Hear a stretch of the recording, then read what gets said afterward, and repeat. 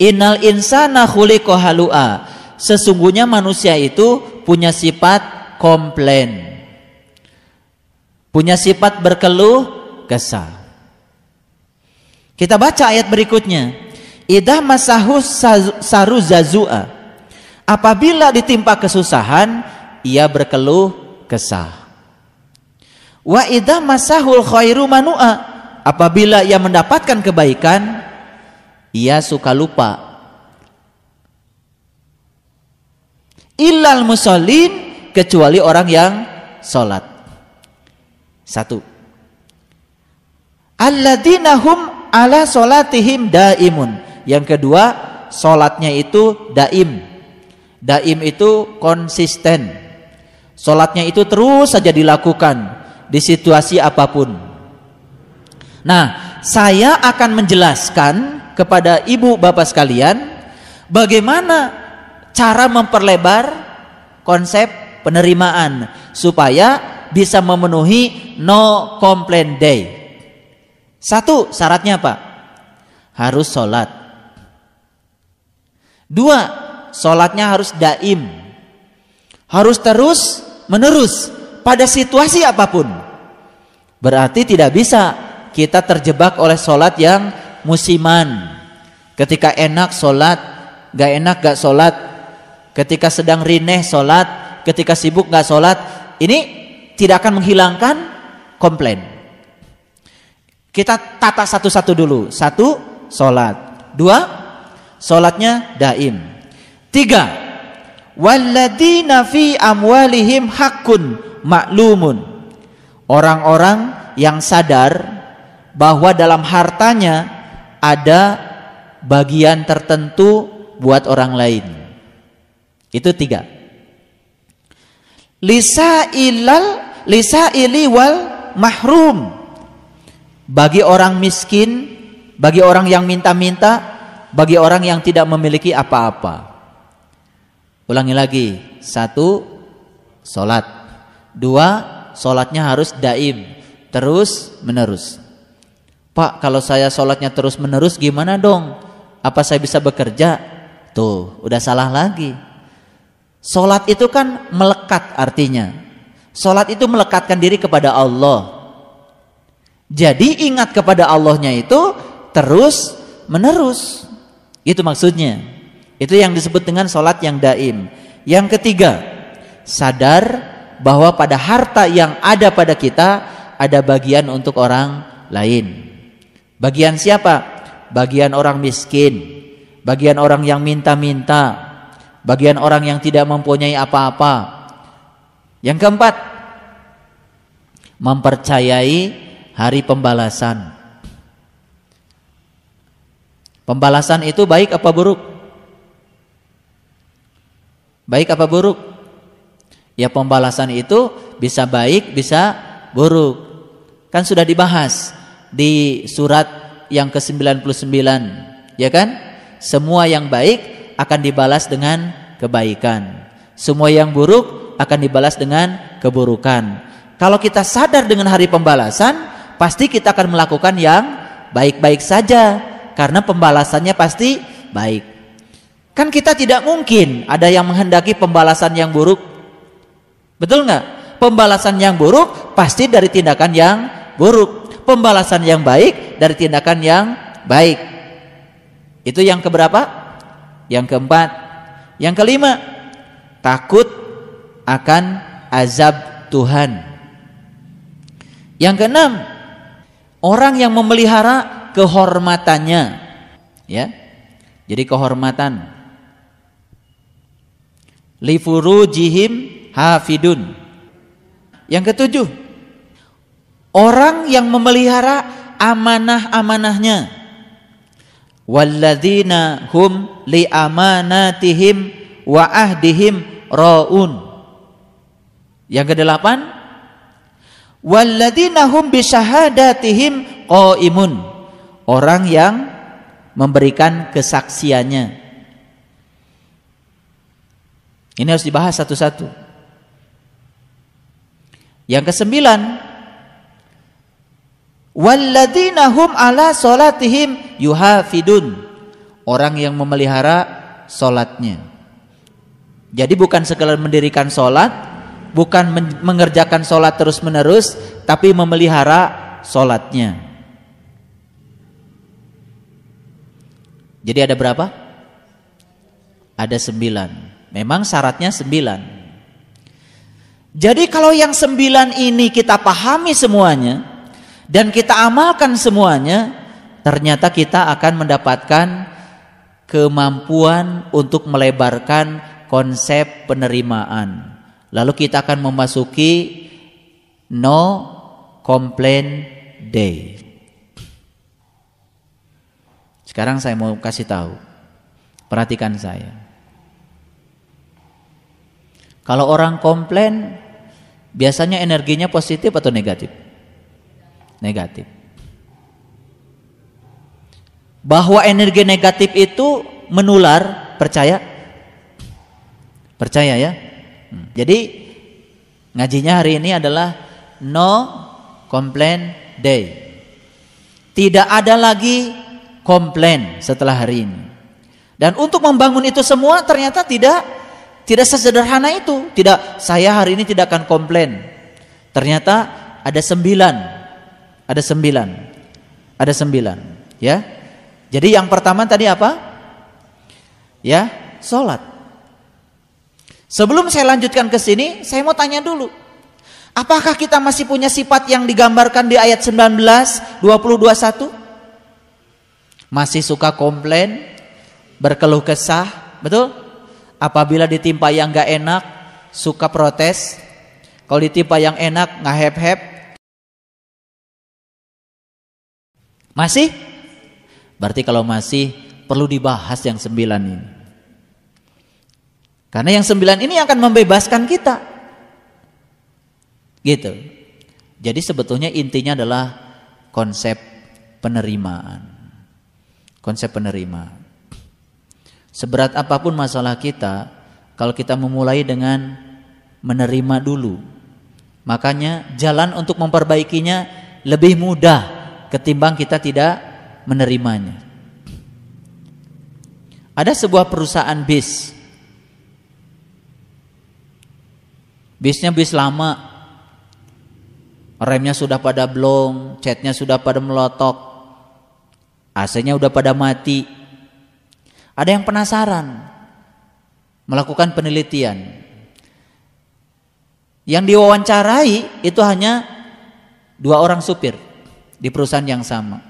Supir yang pertama ditanya, "Bapak sudah berapa lama kerja di sini?" "Wah, sudah lama, Pak." "Bagaimana Bapak pendapat Bapak tentang perusahaan ini?" "Wah, perusahaan ini tidak peduli sama karyawan, Pak." "Terus lihat saja, bisnya udah butut-butut kayak gini, remnya blong aja dibiarin. Terus apa lagi? AC mati aja Pak, dibiarkan. Terus saja dia ngoceh. Tidak ada satu kata pun yang baik." Tapi yang kedua, supir yang sama di perusahaan yang sama, supir yang berbeda di perusahaan yang sama, ditanya, "Bagaimana pandangan Bapak dengan perusahaan ini?" "Alhamdulillah Pak, anak istri saya bisa makan karena saya kerja di sini. Mungkin kalau saya tidak kerja di sini, nggak tahu deh nasib saya seperti apa." "Perusahaan ini gimana menurut Bapak?" "Menurut saya sih perusahaan ini luar biasa Pak. Di saat perusahaan lain sudah pada bangkrut, perusahaan ini masih tetap saja berdiri, dipertahankan." Terus saja dia berpikir yang positif. Orang yang berbeda di perusahaan yang sama ternyata beda.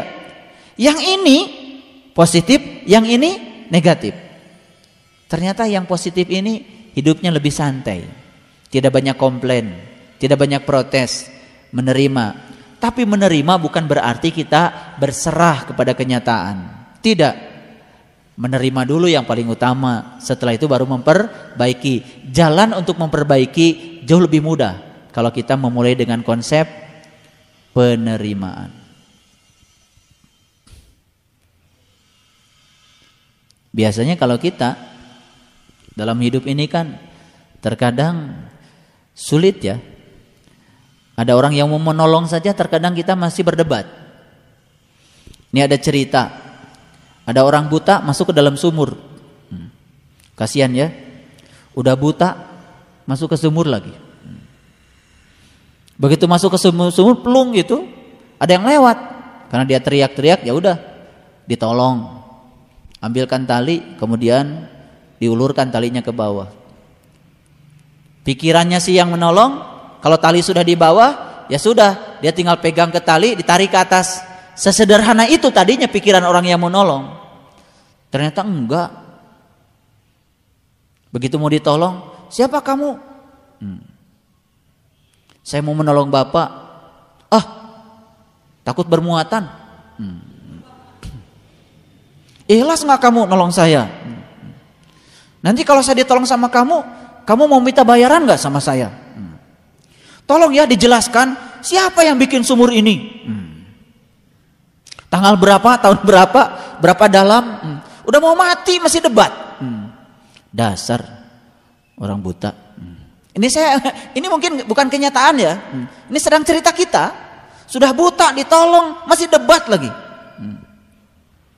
Kadang-kadang saya juga sering menghadapi kenyataan begitu.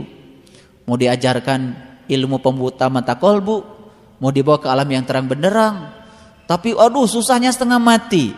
Tapi saya cuma punya prinsip gini, saya jadi matahari saja. Matahari juga terus memberi, tidak pernah mengeluh. Makanya kenapa semua tanaman menuju matahari?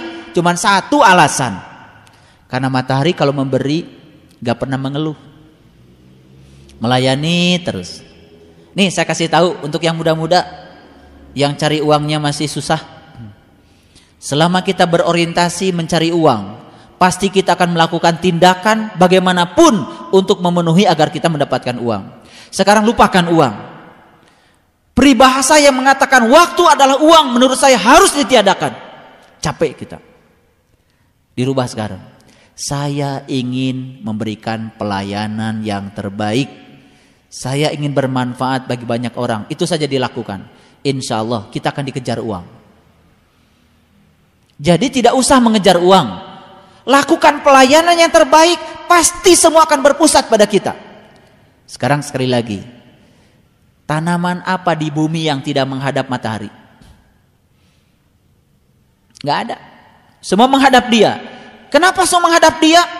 Kenapa semua menyenangkan dia? Cuman satu alasan.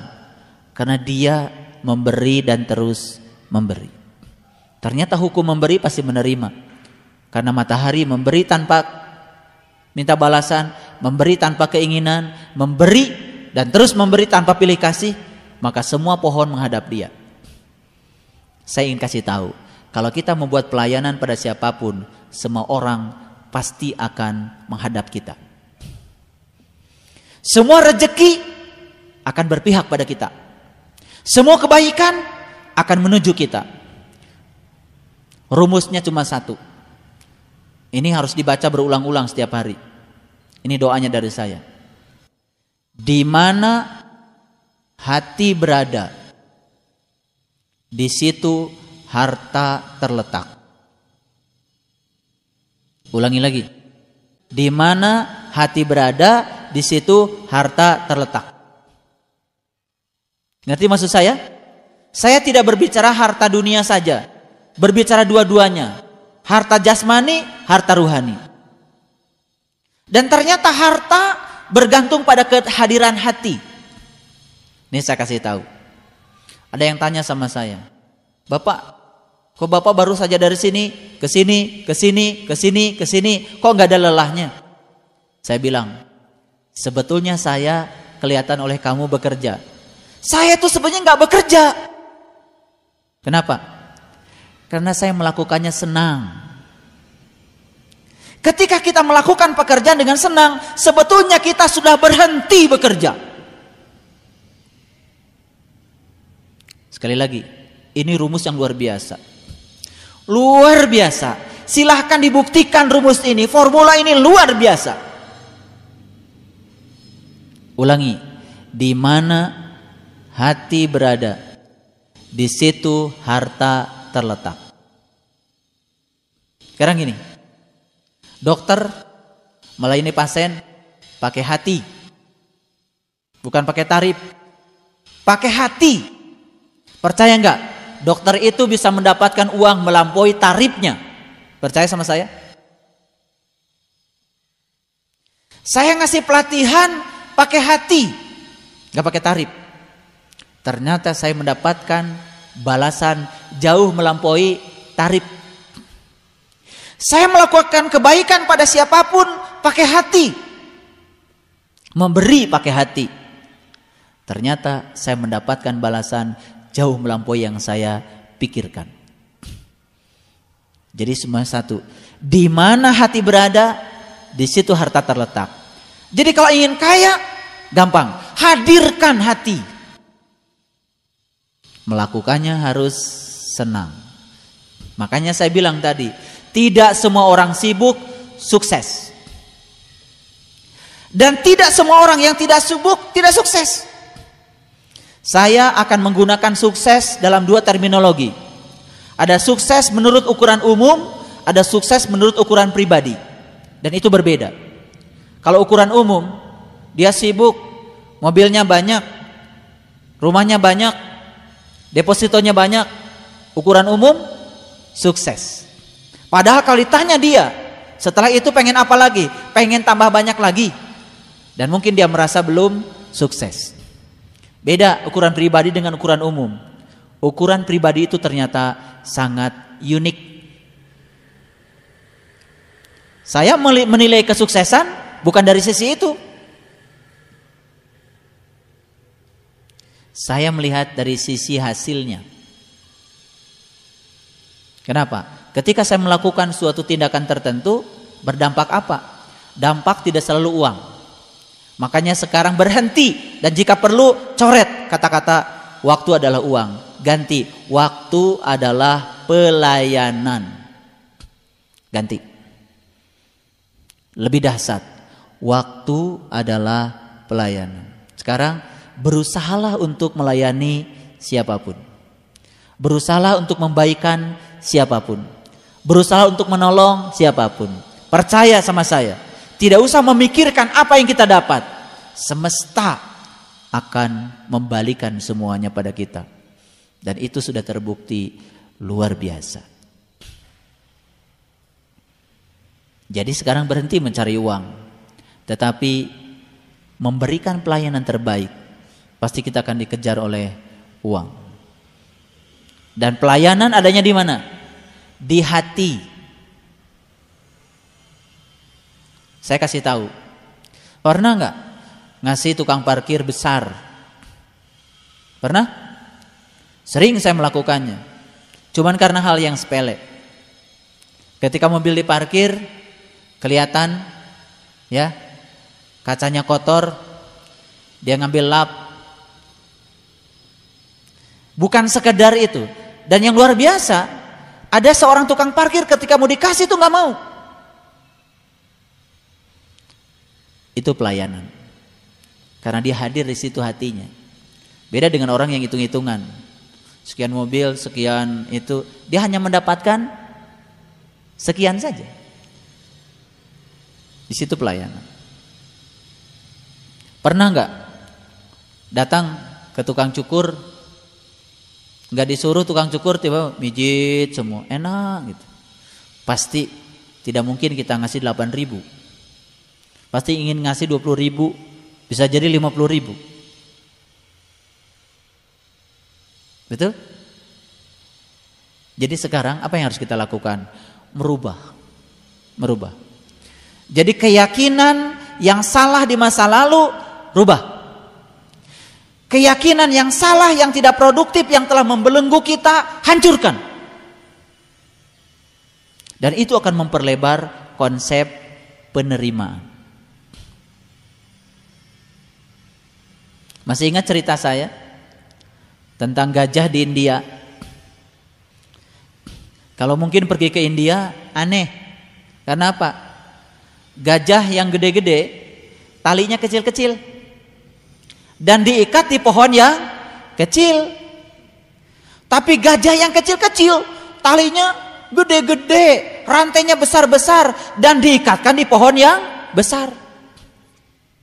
Mungkin kalau orang yang baru datang ke situ protes, nih kalian ini nggak ada kerjaan, Yang kecil diikatnya dengan rantai yang besar. Gajah yang besar diikat dengan tali yang kecil, tapi tidak pernah kabur. Ternyata resepnya cuma satu. Gajah yang besar waktu kecil dirantai besar, dan dia pernah mau kabur berkali-kali, gak sukses. Lalu terbentuk di sini keyakinan di dalam pikiran gajah, kalau di kaki aku ada tali, jangan berpikir kabur, karena pasti tidak akan bisa lepas. Jadi ada keyakinan yang membelenggu dia, yang dibangun oleh kebiasaan, dan itu membelenggu pikiran. Jadi yang namanya kuburan di Quran bukan sekedar fisik. Keluar dari kuburan yang fisik ini mudah sekali, tapi keluar dari belenggu yang non fisik, yaitu belenggu pikiran. Ternyata itu yang telah menawan banyak orang di kehidupan masa lalunya, lalu dia sulit untuk berubah. Rezekinya gitu saja, cara berpikirnya gitu saja, cara bergaulnya begitu saja, cara merespon masalah gitu-gitu saja, tidak ada yang berubah. Kenapa? Ada keyakinan yang salah yang membelenggu, tapi kita tidak pernah periksa itu. Jadi kenapa si gajah yang besar tadi tidak kabur, berputar-putar saja di pohon yang kecil? Karena dia sudah berhasil dibelenggu. Dan waktu kecil dia tetap saja di rantai yang besar, pernah meronta mau kabur. Dan ternyata cuman menempelkan tali di kaki, si gajah sudah mengatakan pada dirinya, aku tidak mungkin bisa lepas dari sini. Jadi kalau manusia dibelenggu oleh kebiasaan-kebiasaan yang diyakini padahal itu salah, apa bedanya dia dengan gajah? Cuma gede badannya doang. Makanya gajah, lihat, gajah itu badannya gede tapi matanya sipit. Karena gajah itu memang lambang dari orang yang sedang dikendalikan oleh keinginan. Makanya ada Quran surat gajah, surat Al-Fil. Dan tentara gajah ini itu yang mau menghancurkan Ka'bah. Ngerti maksudnya? Kasihan deh lo. Kagak ngerti dari dulu. Tentara gajah menghancurkan Ka'bah. Ya Allah. Ka'bah yang itu seandainya ditubruk sama gajah, tembok lagi, gak ada masalah. Tapi Baitullah yang ada bersamamu, yang dikotori setiap saat oleh kotoran-kotoran gajah, itu yang sulit dibersihkan, itu yang sulit dibangun kembali. Dari mana gajah itu muncul? Gajah itu besar tubuhnya, sempit matanya, besar keinginannya, tapi sempit sudut pandangnya. Itulah gajah dalam dimensi yang lain.